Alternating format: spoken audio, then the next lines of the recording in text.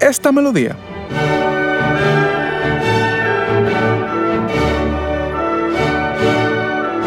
Y esta.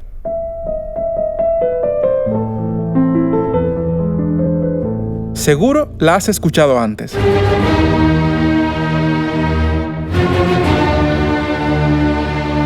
Entonces conoces al genio que rompió las estructuras de la música clásica y es todavía uno de los compositores más apasionantes y escuchados de la historia. Hablamos de Ludwig van Beethoven.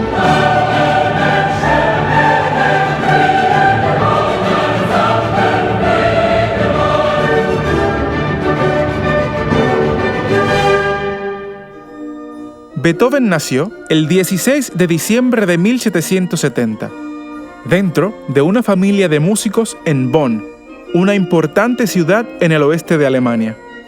Allí tuvo una infancia tormentosa, marcada por las frustraciones de su padre, un tenor y maestro de música que buscaba generar dinero con el talento de su hijo, como lo hacía Leopold Mozart con el pequeño Wolfgang. En 1783, con solo 13 años, Beethoven obtiene su primer empleo como organista de la corte real, en donde descubre la obra de Franz Joseph Haydn, Wolfgang Amadeus Mozart y Johann Sebastian Bach.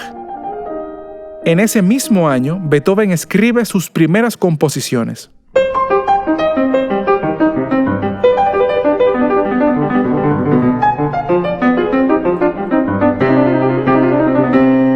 Para 1791, recomendado como pianista virtuoso, viaja a Viena, capital de Austria y entonces capital musical de Europa, para estudiar bajo la tutoría del compositor vivo más importante de la época, Joseph Haydn.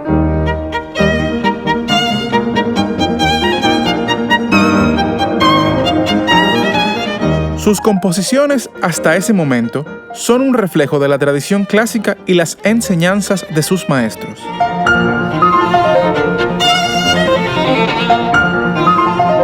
Pero la Revolución Francesa trae un torbellino de cambios sociales que enriquecen la personalidad musical de Beethoven y multiplican su popularidad.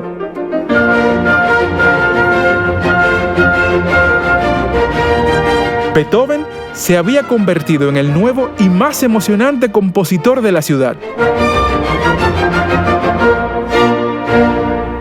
Para 1798, Beethoven comienza a sufrir de tinnitus, un zumbido en los oídos que a veces precede o acompaña a la pérdida de audición.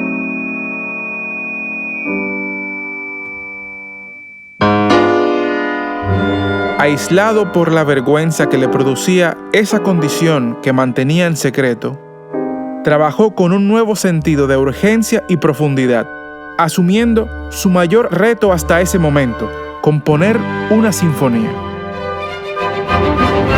Aun cuando la obra señala marcadas influencias de Haydn y Mozart, los acordes disonantes con que se inicia y la rapidez y carácter del tercer movimiento revelan ya la presencia de un músico que se adelanta a su época. La tercera sinfonía fue inspirada por la admiración que Beethoven sentía hacia Napoleón Bonaparte y los principios de libertad, igualdad y fraternidad que sustentaba la Revolución Francesa. Esta sinfonía es la primera de estilo propio, sin ataduras a la tradición clásica y las influencias de sus maestros. Innovadora en tamaño y complejidad, Beethoven la titula Sinfonía Heroica.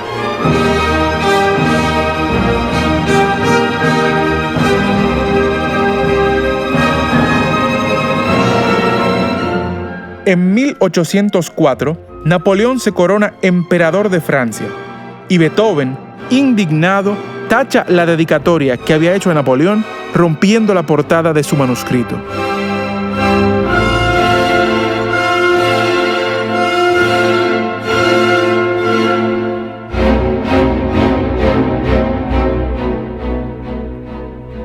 En 1805, los principios de libertad e igualdad todavía resuenan en Beethoven. Y mientras las tropas napoleónicas recorren Europa, estrena su única ópera, Fidelio. Originalmente llamada Leonora, Fidelio es una obra llena de idealismo y fervor revolucionario. Una ópera de rescate, un género popular en aquella época en que por primera vez el héroe sería una mujer, Leonora, quien se disfraza de Fidelio para entrar a la cárcel y rescatar a su esposo, preso por razones políticas.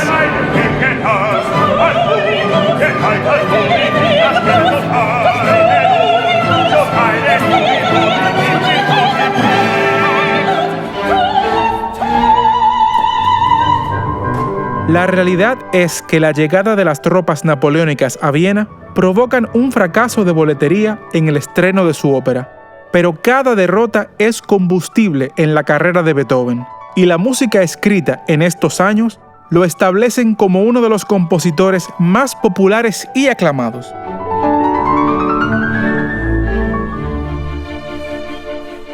En 1808, a pesar de su creciente problema de audición, Beethoven compone, dirige e interpreta el que sería su concierto más notable. Un programa de casi 4 horas, dentro del cual estrena su cuarto concierto para piano, la Sinfonía Pastoral, la Fantasía Coral y su formidable Quinta Sinfonía. En esta última, Beethoven demuestra sus capacidades como compositor utilizando al máximo el motivo principal de 4 notas en todo el desarrollo de la obra.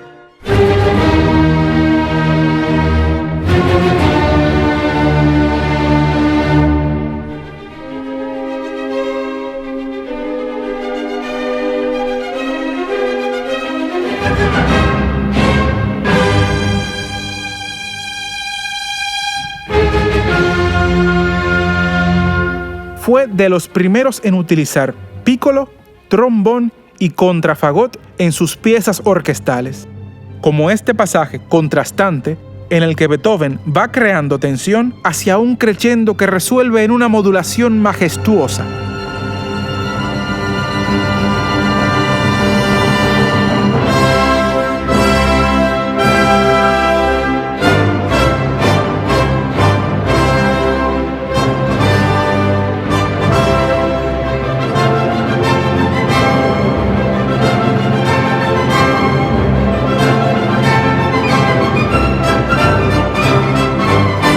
En 1811 estrena su trío del Archiduque para piano, violín y violonchelo.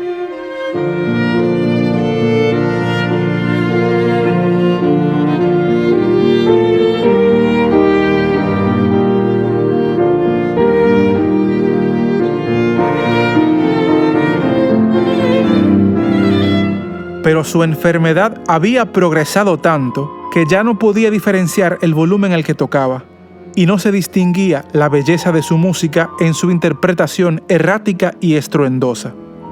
Humillado y avergonzado, no volvería a tocar en público. Beethoven demandaba mucho de sí mismo y de los que lo rodeaban. Era un hombre moralmente estricto, solitario y atormentado. La muerte de su hermano Caspar, la terrible batalla legal por la custodia de su sobrino Franz y sus constantes desilusiones amorosas agudizan su depresión y empeora su condición auditiva. Su música se vuelve más intensa y compleja.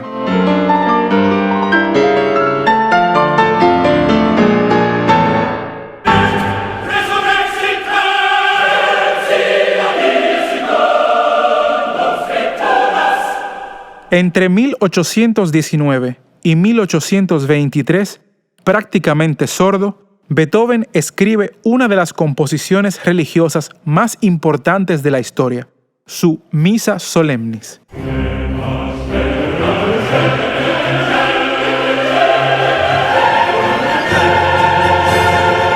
Dedicada a su mecenas más importante, alumno y amigo, el archiduque Rodolfo de Austria, esta obra es una representación musical de lo que Beethoven entiende debe ser una misa.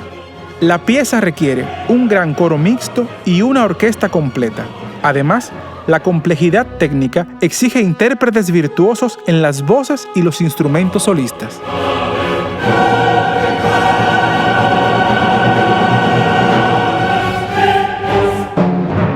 En 1824, después de 13 años de trabajo, Beethoven estrena su sinfonía más larga, compleja e innovadora. Un trabajo de optimismo rebosante que contrasta con la fuerte crisis por la que atravesaba el compositor. Parece como si Beethoven quisiera darle al mundo un ejemplo de cómo enfrentarse a la adversidad.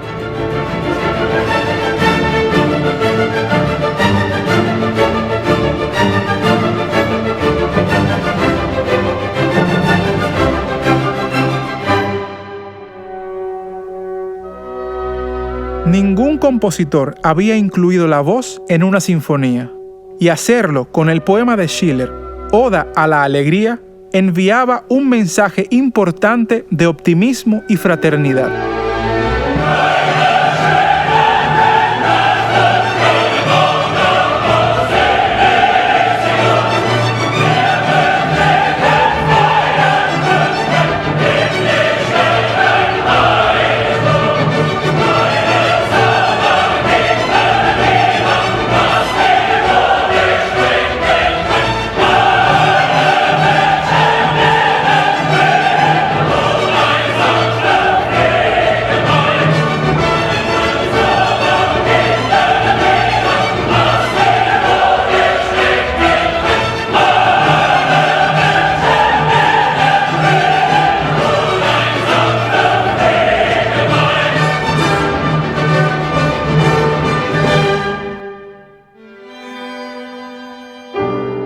Ludwig van Beethoven dedicó el final de su vida a sus últimos cuartetos de cuerda y al estudio del contrapunto. En 1827, después de varios meses en cama, muere por complicaciones hepáticas en medio de una tormenta eléctrica. El coraje y la determinación de Beethoven fueron obvios. Supo responder cada golpe con más música, y mientras buscaba expresar algo nuevo y profundo con cada pieza, también se plasmaba a sí mismo. Su originalidad y poder dramático son un reflejo de sus propias experiencias de vida y de los tiempos de cambio y reajuste de poder que vivía Europa. Su trabajo sirvió de puente y punto de partida para la música del romanticismo, invitándonos todavía a expresarnos con los medios que tengamos a la mano, de forma creativa y original, sin comprometer nuestros ideales, revolucionando con la verdad.